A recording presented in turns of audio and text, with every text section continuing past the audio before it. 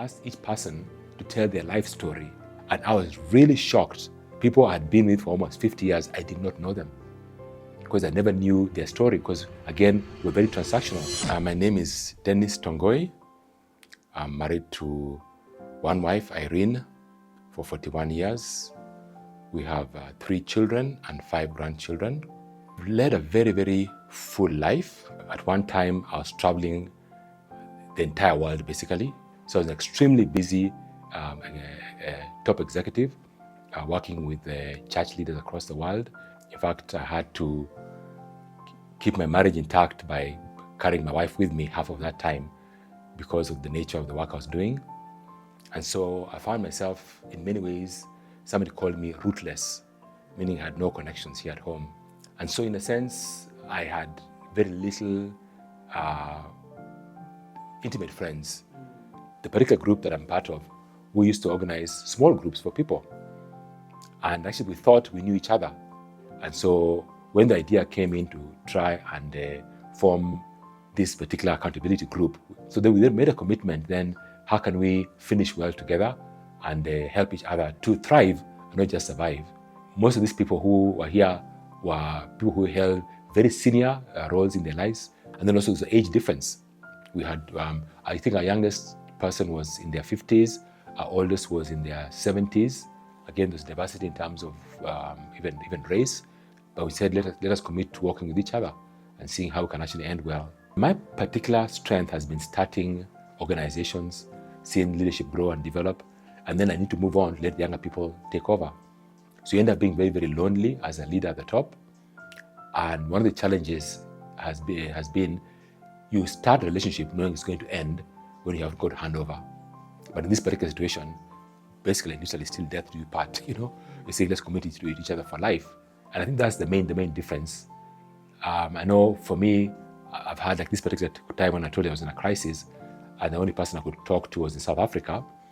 This is a couple who had lived in this country like for 30 years or so, and we became very, very close friends.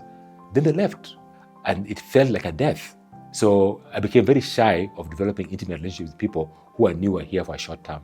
So that pain of parting when you've had relationships that are temporary was what caused me to want to get a permanent group like this for me to engage with. I think with this particular group, it is not what you do, it's who you are. And then we also focused not on trying to fix one another, but to work with each other. Because during the life of this group, a number of us have gone through very serious challenges, but knowing that somebody will walk along me, not to condemn me, not to try and fix me, not to try and change me, but to hear me out, to be empathetic until I come through this particular situation. And for men, we find that it's very easy to go into your own retreat space because you're afraid of being judged by other people or being corrected, being fixed. And I find with men, that's to be our biggest fear. But this group accepts you as you are. And if you ask for help, they'll give it to you. But they're not trying to fix you. When you're ready for help, they'll work with you. Relationships are foundational to what it means to be human.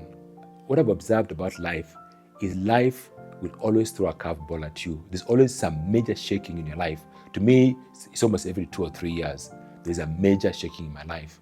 And throughout my leadership seasons, that's been there. It's not COVID, it's politics, it's the economy, it's your family relationships. You're always having to deal with something.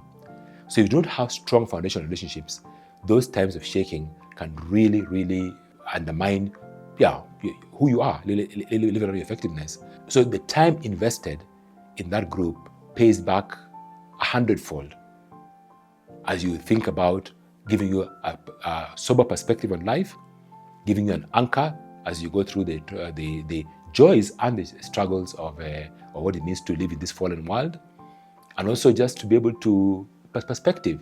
Most people who in your place or environment of work, they are concerned about your productivity. But in this group, you're concerned about who you are and how you're doing. You can be totally open to them. And it's who you are that gives you the impact in your place of work, not what you do. So having this context, I find for any leader, the value of that pays more than 100-fold. I have grown deeper in my understanding of reality, as it were. And I've been able to increase my perspective because people share real life stories. In fact, I was sharing with somebody just yesterday. One of the things that used to take me around the world was I was a conference speaker globally, training, huge groups of people. And I found myself that doesn't drive me as much anymore as it is to talk with individuals at a deeper level. So I'd rather spend 3 days talking to 2 individuals at a deeper level than talking to 5,000 people, for 5 days, because the impact of those two people will actually go a much longer way than those 5,000 people. So I've realized that the impact of my life is better at the personal, deeper level than it is at the motivational, inspirational level, because we are so distracted, all of us, by things that we actually never listen to one another. While in the small groups, people can actually listen and hear and talk and gain wisdom to make life decisions.